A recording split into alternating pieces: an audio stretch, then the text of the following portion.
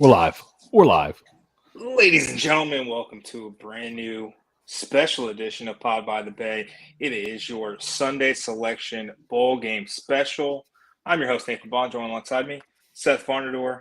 Seth, for about a week now, we've known USF was going to go bowling.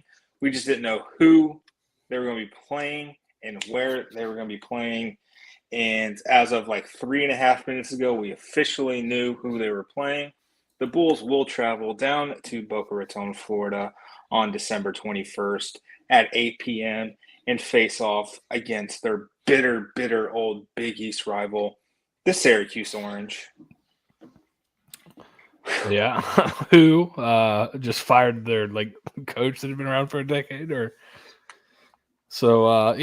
this will be interesting. So obviously in bowl games, especially now with opt-outs and things like that, motivation is a super big factor. I think we talked briefly on the Blog Boy Roundtable that this USF team could run up on somebody in a bowl game because they're going to be really motivated. Right. Syracuse is an interesting case because they were 5-6, I believe, going into their final game of the season against Wake Forest. They fired their coach before, so they had the interim for the 6th win they needed, and they went out and won the game. So maybe they are motivated. I don't know. That's always kind of the weird thing. Beat Wake Forest 35-31. But this is a team that I think started off the year pretty decent. Yeah. So they started the year 4-0, right? They beat Colgate, Western Michigan, won at Purdue, beat Army, right? And then they lost 5 in a row. So I'm going to rattle off the 5 teams that they lost to, and then you tell me what the common denominator is. Clemson, North Carolina, Florida State, Virginia Tech, Boston College. What are they all bowl teams? They're all bowl teams. Well, 6-6 and better. Boston College is going to the Fenway Bowl. I don't even know where Virginia Tech's going. Florida State, oh man, tough day for them. I feel for them. Holy crap! Yeah, really. That's a bad beat. And poor Jordan Travis apologizing for not breaking his leg earlier in the season. Just absolute brutal from the committee. But to be fair, all 6 of their losses are to bowl teams. Georgia Tech, it looks like it was just announced that they're going to the Gasparilla Bowl. And then also, as I mentioned, Boston College, Virginia Tech. They lost to bowl teams. So I know it's tough. They went 2-6 in the conference this year, which is not ideal, especially when Dino was kind of fighting for his job over the last couple of years. He made a really terrible hire 2 years ago, and it eventually came back to bite him in the ass. So that's kind of what you get for hiring Sterling Gilbert again. There we are. Yeah, no, it's so this. I think the interesting part, kind of about the Syracuse team, is also some of those losses they were playing a backup quarterback for. So, and there seems to be a pretty big drop off in at quarterback from Garrett Schrader to I think Carlos Del Rio Wilson, I believe is his name. Florida transfer. Dan Mullins handpicked quarterback 1 year at Florida. If you want to know why Dan Mullins is not coaching right now. But he was a kid that had a lot of success in high school, really good program. But so that's kind of Schrader is their second leading rusher. Offensively, they're not obviously as proficient. I mean, you look at I'm looking through some of their stats right now. I don't think they have 2,000 yards passing as a team. So that's interesting. Probably don't have 2,000 yards rushing either. Do they have 1,500 yards rushing? They've got LaQuint Allen, who rushed for over 1,000 yards. He's definitely their best bet. He kind of took over for Sean. took over for Sean Tucker. 4 straight 100-yard rushing efforts to end the season, capped off by 144 in that Wake Forest win. To end the season, he had 120 at Georgia Tech with 2 touchdowns, 103 versus Pitt, and then 142 versus Boston College to start November. So he's been very good in November. Almost 500 yards, actually 509 yards in 4 games in the month of November for him. God bless this USF defense. Yeah. And Schrader is their second leading rusher. He's got 86 carries for 564 yards, 7 touchdowns, 4 fumbles. So it's interesting. I think you're going to get a lot of run at you. I do think their offensive coordinator is pretty good. Jason Beck, I think, is still there. He was kind of, him and Robert and I were the kind of the guys that brought that. They were at BYU together, then went to Virginia with Bronco Mendenhall, I believe. And when Virginia had that crazy good offense with Brennan Armstrong, it was those 2 guys kind of working in tandem. They went to Syracuse, had some success, but injuries, I think, have hurt them a little bit. Anai left, Beck stayed. So he's had some success. We haven't seen a ton of Syracuse. You can kind of look at some of their advanced stat stuff, and I can throw that up on the screen now if you want to. Yeah, absolutely. So let's look at the game on paper. Look at Syracuse through this season. So green is good, purple is bad. In terms of EPA. And you see the offense just has not been great, and I think some of that is because Schrader has been hurt. And when he was out, the offense was pretty bad. I'm pretty sure he missed some of those games where they were scoring, single-digit points. And then there were other games I think he was limited with his injury, kind of limited how much he could actually throw the football. I'm not sure where he is health-wise, if he's fully back. But you can see they were not great on offense. They ran the ball a ton, so they're going to run the ball at you. So USF's defense, I feel like they are not great, but they're better. I think they're more susceptible through the air, it seems like this season, especially kind of explosively. Defensively, pretty good EPA numbers from Syracuse. So I see a high, like a success rate that's not bad, 62nd in the country, but the EPA numbers are low. So this might be a game, and I'm going to try to find the kind of exact numbers, but to me, it looks like a game where you've got a Syracuse defense that doesn't allow a ton of explosive plays versus a USF offense that's kind of their deal. So we'll see kind of how that battle is. But that and to that point, just looking at CFPstats.com quickly, we talked about in the Ponderosa this past week about USF's explosive rate, just going strictly off the 20-plus plays number that we kind of talked about. Syracuse's defense has allowed just 40 20-plus yard plays. So you're kind of seeing that. Yeah, they're 52nd in yards per play, so above average. So you're playing on what seems to be an above-average defense.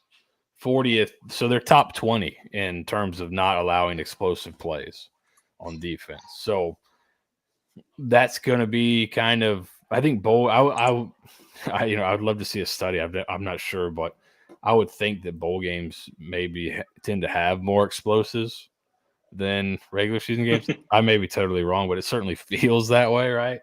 But it seemed like you're playing a pretty decent defense that the offense has kind of held them back a little bit. I'd be interested. I know we're going to talk with some Syracuse people in the future and get their take on all that kind of stuff. And that's where in the Ponderosa, we kind of go really deep. If you're just joining us for the first time, the Ponderosa is extra Patreon podcast we do every week. And we'll get an in-depth preview from some Syracuse people, kind of get what their injury situation is, all that kind of stuff. Because that, as you know, like it's hard to cover 133 teams really well. So the guys that cover those teams every day can give you the best kind of input into what they look like. So, yeah, that'll be fun to kind of talk with them. But just on the surface, so looking at available yard percentage, Syracuse offense 89th in the country. So this is interesting. Syracuse defense 96 in the country in available yards. So they'll let you pick them up, but not explosively, it seems like. So I would wonder. So now I'm gonna go look at points per drive. We'll see where they're at on that one, because I know that's another one. Yep. that we enjoy. And while you looked that up, Syracuse's rushing offense finished one spot ahead of USF this season, averaged about 185 yards per game, which was good for 29th in the country. It was their passing game that kind of let them down, but I think that's more of a byproduct of Garrett Schrader being hurt more than anything. And he's a dynamic player when he's healthy. The previous 2 seasons were actually really, really good for him. Even when he came back for Wake Forest and accounted for 4 total touchdowns he was 10 of 15, 173 yards, 3 touchdowns, and then added 46 yards on the ground and another rushing score.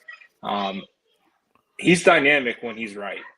And that's going to be the biggest challenge for Todd Orlando and this USF defense, because quite literally anytime they face the quarterback with a pulse, they have been shredded. So hopefully 3 weeks to prepare for this guy and this offense can help and at least stop the hemorrhaging. Yeah, so if you go back, it looks like he played a little bit against Florida State, played against Virginia Tech, and that, I think it was a Thursday night game that was just an absolute beatdown. And then kind of barely, man, here's an interesting stat line for you. They beat Pitt 28-13. I think that was, one of their 2 conference wins. Garrett Schrader was 1 for 2 for 5 yards passing with a touchdown, long of 5 yards. 13 rushes, 105 yards and a touchdown, and a 28-13 win. So, yeah, I would imagine they're going to try to get downhill in the run game on this USF defense. Points per drive, Syracuse offense is 76 in the country. Syracuse defense is 78th in the country. 2.32 points per drive allowed. So, and you kind of mentioned the previous 2 seasons when he's right, he's like very good. Almost, he was a 64% passer last season.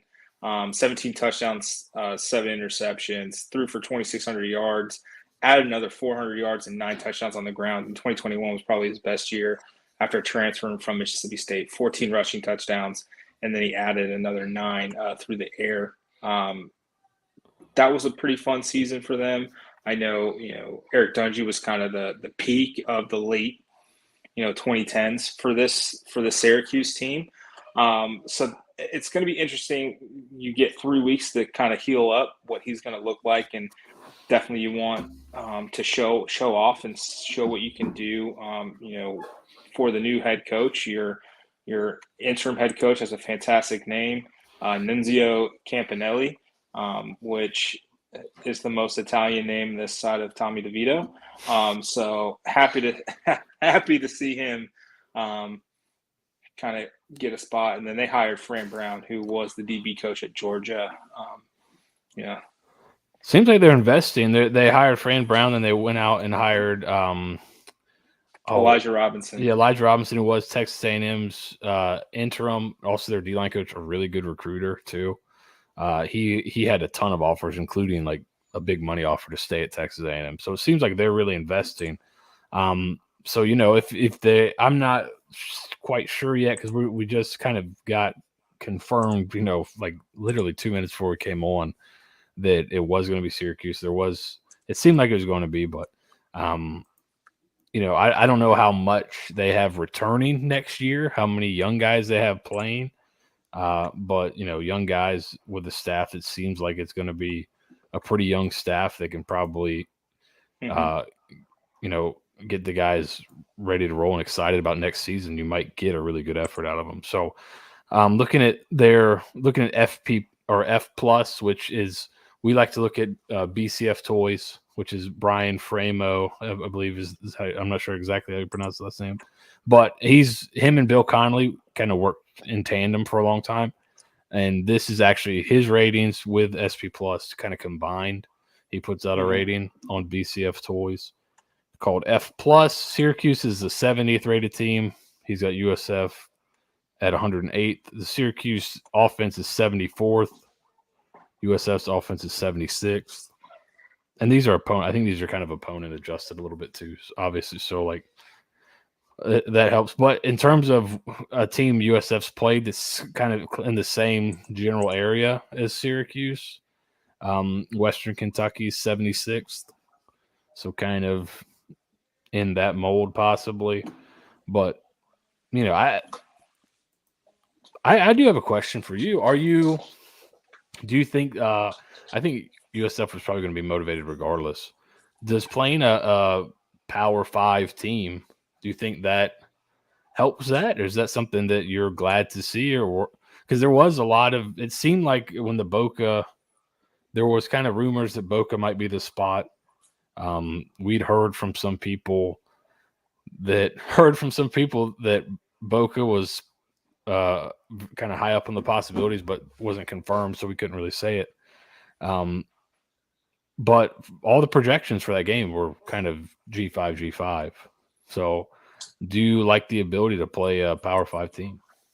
Yeah, absolutely. Anytime you can go up against a P5 team and kind of see where you're at is always a good spot. You know, when USF played Alabama, it kind of showed that Alabama Shows had USF has the best defense in the country. Yeah, and Alabama is atrocious. And I really thought that USF was going to be an albatross on around Alabama's neck, and it just clearly wasn't. The bit almost went a little too far for Nick.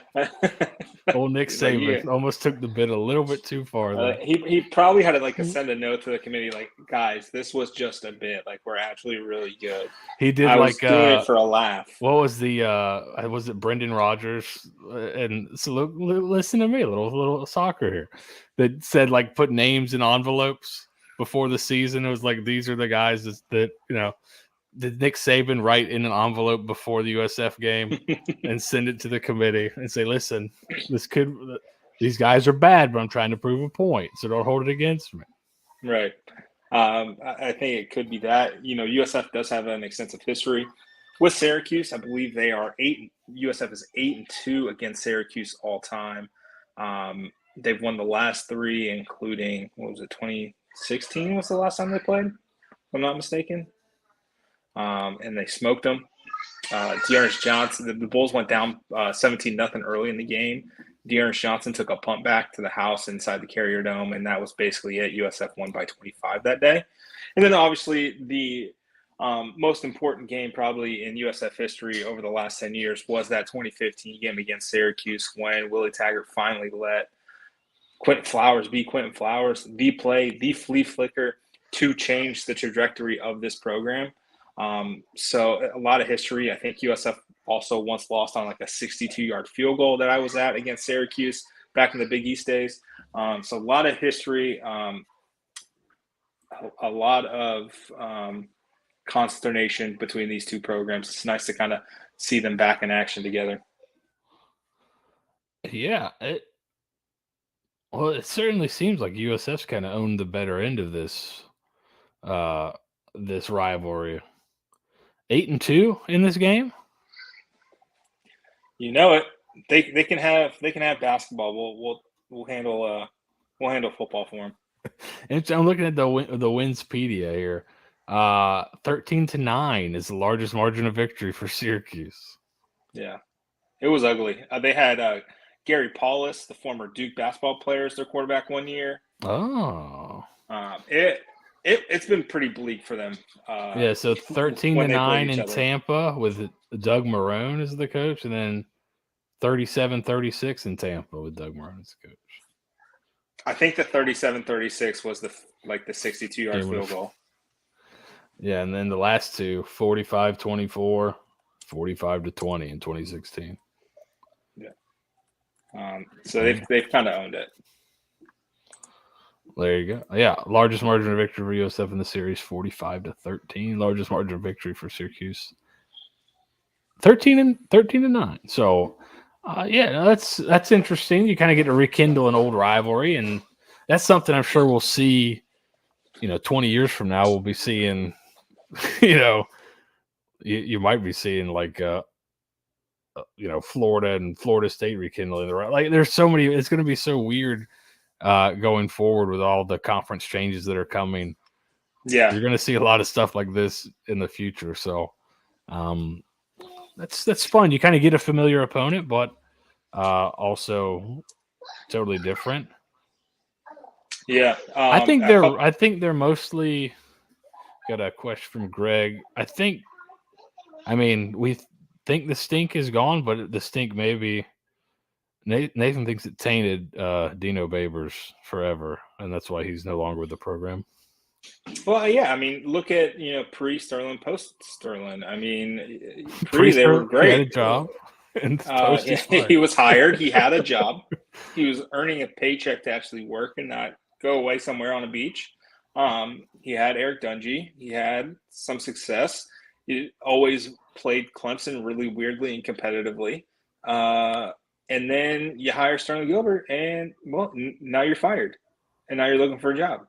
So, I mean, think about that. Charlie Strong fired after hiring Sterling Gilbert twice. So I don't know. Has anybody that's hired him ever not been fired? That's the question. Lane Kiffin's on his way. Just think about that. Lane Kiffin is well on his way. So there's that. As long as he beats Mississippi State, he'll be all right. Well, didn't that not save Matt Luke? Matt Luke wasn't as likable as Lane Kiffin. So. Lane Kiffin, he lost. Basically, they fired him because that was the dog pee, forced the extra point back, and then they lost that game. And they ended up losing the game, and that gave them the ammunition to fire Matt Luke and hire Lane Kiffin. Because before they probably were going to keep Matt Luke, and everyone was mad about it. Did the AD at McNeese State get fired? No, but I do know that they their APR fell too low, so they couldn't go to the playoffs, and so there's that. It's just a trail of bodies in his wake. With no regard to human life. It's unfortunate.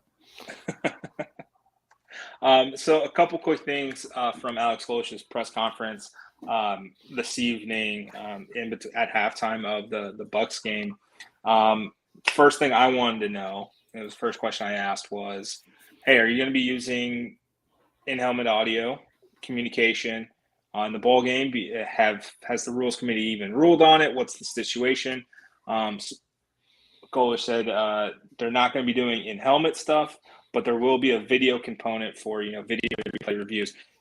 Things that Tom Brady always smashed when he was a Buck. They'll have that on the sideline, which is great because you may be able to speak on this better than I. So it's usually just stills, right? You're not allowed to have any electronics in college football. So nothing. So in high school, you'll see there's some teams that have a full 55-inch TV on their sidelines, and they can get the defense. They'll bring the team off the side and they'll show them the film from the drive that just happened. There's high schools in high schools in Florida, Venice High School is going to be playing for the state championship out of Venice, Florida, down here, a little bit south of Sarasota. They've had that for ever now. But college football, you couldn't have any electronics on the sidelines. NFL, they have the tablets now where you can watch the film and stuff. So that'll be cool. That'll be a really I'll be interested to see how that implementation works. How many of those guys have actually been able to do that previously? Because most of these guys on the USF staff are college football lifers, I think. I don't know if they've had guys that have coached. When some of their older coaches were coaching high school, if they have any experience, I think there's a little bit, but they didn't have that kind of stuff. And I don't think there's NFL guys on the staff. So That'll be kind of an interesting wrinkle, but it's nice. It is nice to have. You can show the quarterback immediately, like, hey, when they're in this look, do you see how the safeties were kind of offset? You don't just have to like talk about it. It's like, and you watch the coach kind of hold his hands up and do. You can just show them the video. Right. So, that'll be nice. Yeah. So Nate, he broke up a little bit. So you're allowed, goalish. Nathan asked him about in-helmet communication, because that was the thing that there was rumors that that was going to be allowed for bowl season. Seemed like maybe that's something he didn't really care about. It seemed like he may have had the option. Was that the inclination? That's you kind got? of the feeling I got, and bad job by me by not following up and kind of prodding further. But he was kind of didn't really do much for him, I guess. Yeah, he didn't seem. Which they go so fast. The way they signal stuff in is probably just about as quick. So, but he did say that they were going to be allowed video on the sideline or electronics on the sideline, which will be, I think he said, provided by DV Sports, which will probably provide the same stuff for both teams. But they'll probably have a tablet on the sideline or tablets on the sideline that they can watch film from the previous drive and show the players, hey, this is what they did on the previous drive. This is how we're going to change it. But yeah, so that'll be fun, and that'll add an extra little wrinkle for both sides. But and if nobody's familiar with DV Sports is basically it's the entity, the company, the program, the hardware of replay. So you ever see the refs kind of looking around the replay? That's what it is. It's basically the replay system. So just be mindful of that. You'll see it as well. And then there was just another. Just another classic Alex Golesh kind of one-liner that kind of flew under the radar there. He said, I'll paraphrase this and I'll get you the exact quote when I run it back. But basically paraphrasing, it's exciting. We're going to be able to play, football down in Boca. At least someone's going to be playing football in Boca. Yeah, it was something like not everybody's doing that down there. Not everybody's able to do that. Definitely seems like that onside kick's stuck in the old crawl there. Yeah, he is definitely going to keep the receipts for sure the next time they play FAU, and I guess this is the start of some sort of rivalry. So we'll see. I thought it was just a very funny kind of flippant remark from old Golesh there, and God bless him. I think he tried everything in his power not to say that they were actually playing Syracuse. He mentioned on the press conference, I've got my the bright light that you see is my laptop that has all of our opponents' games loaded up on it, so I'll be looking at that. He just had to avoid saying that it was actually Syracuse until it was made official. We got to see him they got to see them get invited officially by the bowl. That was a fun wrinkle. Yeah, I'd never seen that before. That's nice. And the 3 other bowl games that I've covered, so that was interesting. Sadly, this will be my first one. I feel like I've been around a while, so been around for a little bit. Yeah, so that's unfortunate, but yeah, there's not. We kind of wanted to get kind of a quick look at who they're playing. Are there any questions in here? Yeah. Why does it take so long to get an official announcement? I think Santi, there was some ACC holdup. Yeah, the ACC was supposed to have a call at 3:45 today. That call hadn't happened up until almost 5 o'clock, I believe. They were trying to scramble. I don't think they thought Florida State would be left. Yeah, they thought FSU was in, and then they had to scramble after that. And then certainly would have seemed like. On the flip side, the AAC didn't think SMU or Tulane would have been left out, regardless of who the winner was. Even with SMU, they didn't believe that Liberty's 133rd freaking strength of schedule would have gotten them, ahead of SMU. Yet it does. So now they're scrambling, trying to figure out, okay, where do we want to pair these things? Because everybody, that's 2 teams that get bumped down now. So it's a weird kind of time. Yeah, because I believe it. I, I mean, look, I think they're definitely. This will accelerate the exit. Yeah, we'll try to do something like that in the Discord. Get a bowl. We'll do like a temporary bowl section of the Discord. So hey, if you're not on the Discord, we have a Discord that's basically, I don't know, Everything. the best USF message board you can get for free. So, good question, Santi. They talked about Goalish talked about it. They basically, they seem the way they're structuring their week is,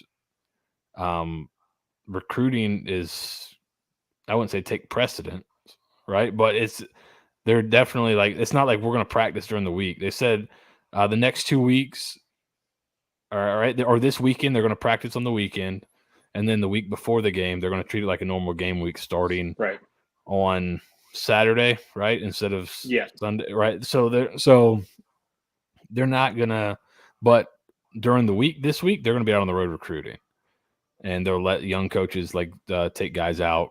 So some of the younger guys will stay on campus, do some individual work with guys.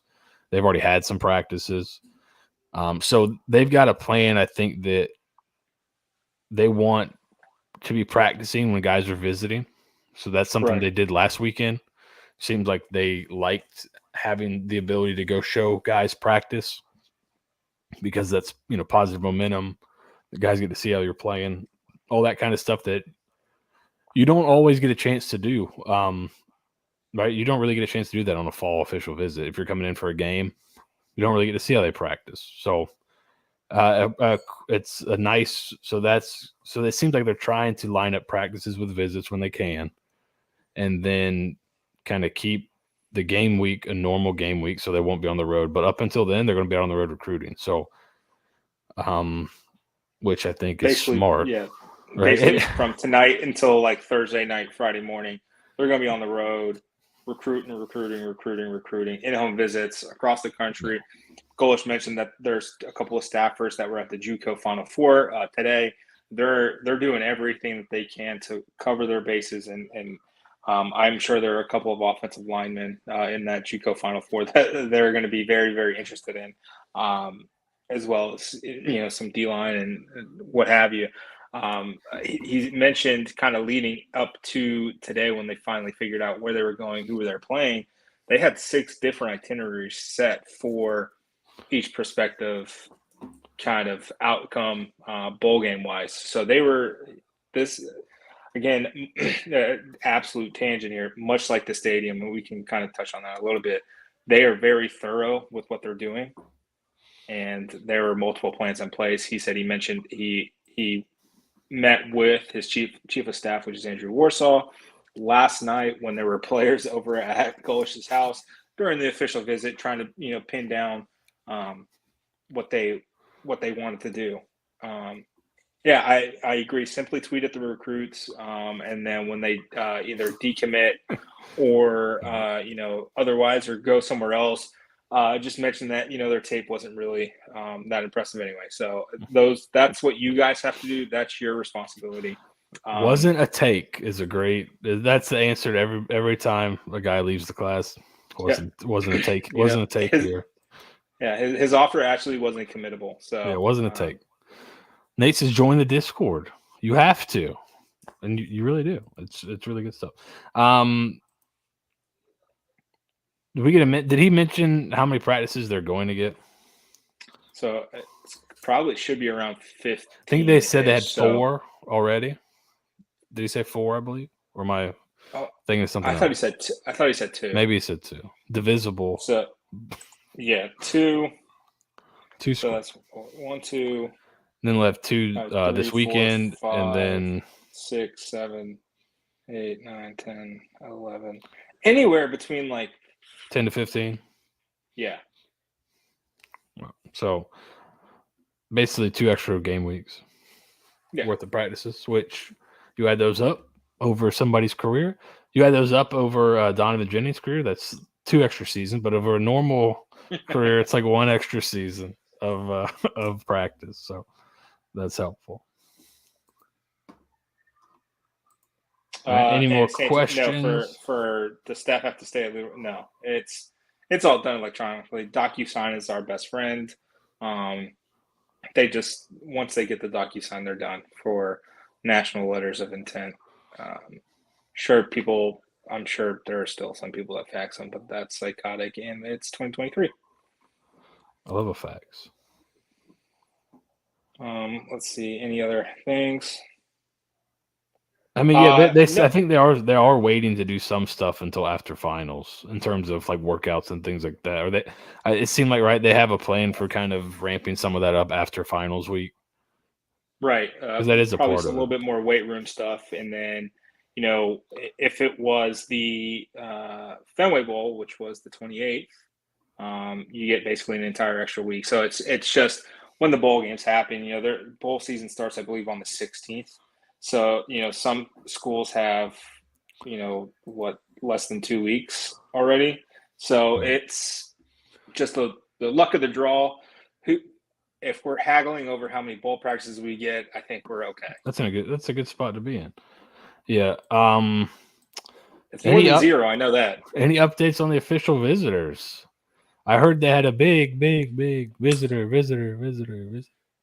Yeah, I mean, if you guys are in the USF recruiting, the $5, it's literally $5 a month to join that special section of the Discord. You guys knew Friday night around like 6:30 that there was a pretty impressive, highly sought after P5 committed tight end that was on campus.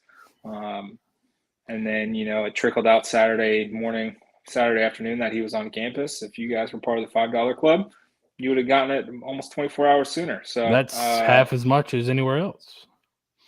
That's where you need to be. So he's a big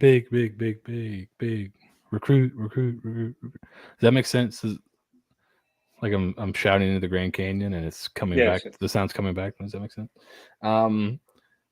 Yeah. And that big recruit has been on campus a lot. Quite a bit. Which I think is something that's not reflected in some places because of I'll just mention 24/7, right? They didn't have a writer for a long time. So if you go and look at this person's visit list, it's not going to show a lot, but the dude was here often, unofficially visiting. He made a lot of games this season. So the follow the visits logic, he's made some visits to where he's committed a few, but he's made a ton to Tampa as well. So will be interesting. But 24/7 is all they're all buttoned up now. They got their they got Sean have a legitimate writer. They got Sean out there. So, but all that stuff beforehand, there was a ton of visits that weren't logged because there was nobody there. So don't fret too much on the visits for that guy. I think it'll be. Yeah. And Golish mentioned, this upcoming weekend's also a pretty massive one. I think he kind of emphasizes a big weekend for them. So that's going to be fun. It's going to be important.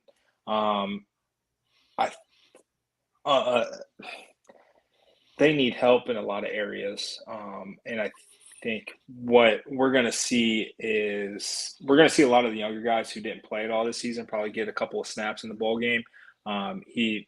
Golish specifically mentioned Izzy Carter, obviously, Jarvis Lee, obviously, and Taufik Bayard, who it was probably the biggest cheerleader of last year's recruiting class. So he was around kind of getting him some reps, getting him some game action is going to be imperative. Especially, I believe.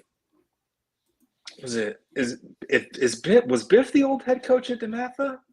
No, he was somewhere else. Somewhere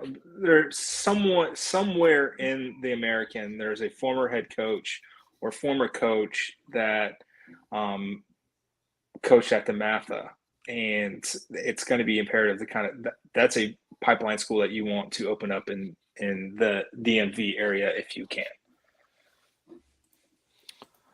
It was at 7:40 on Friday night. If you're looking for the Santy, that's what time was the post? 7:40. Okay, yeah, 7:40 Friday night. Or yeah, this was after. This was after dropping a little NIL news. I did. Oh man, Friday was fun. Friday was a fun night for your boy. 7:36. Yeah, I was eating dinner with the wife and some friends, and I was like, oh, interesting. There you go. There we are. $5 a month, guys. I mean, then for an extra $5, you get all the extra podcasts. So we've put out I think since the football season started, at least 40 pieces of content, probably 30 pieces of content for subscribers. It's about 3 a week, give or take. So it could be, it's probably over that. It might be close to 40 total. Yeah. Between the film rooms, the Ponderosa, extra stuff. Yeah. Bulls by the numbers. Yeah. So. I mean, if you were a subscriber, if you were a 25, I don't want to get greedy, but if you were a $25 subscriber back in August, you knew Byron Brown was going to be the starting quarterback. So, and was pretty adamant that Gary Bohannon was never going to play another snap at USF, and that also came to fruition. So, join the club. All right. Well, I think any more questions? I don't think we have any more questions. I'm not sure. Are we podding again later this week? Possibly. Yeah, we'll do a bigger, deeper dive into Syracuse. We'll try to get some Syracuse folks on and kind of discuss that. Well, it looks like we got a couple comments pop in right here at the end. Yeah, Biff is at St. Francis in Boca. St. Francis. Yeah. Thank you, Nick. See, this is why we have you around. Then thank you. Thank you for tuning in and listening and having fun, and Yeah, we'll be back later this week, and then we'll have a really detailed Syracuse preview. We'll dig in. We might even have to bust out the film room. We'll see. Let's see how terrible. Let's see how tough the end of the year. Let's see how tough the end of the year is. Yeah, at the old absolutely. job. So, but we might have to. We might even. I don't want to say we might even do a live Syracuse film room. Maybe we'll see. We'll have to go live before the end of the year. We'll see how it goes. And I'm almost like 99.5% sure Seth and I will both be in Boca at some point, depending on when I can get a tea time on the 21st.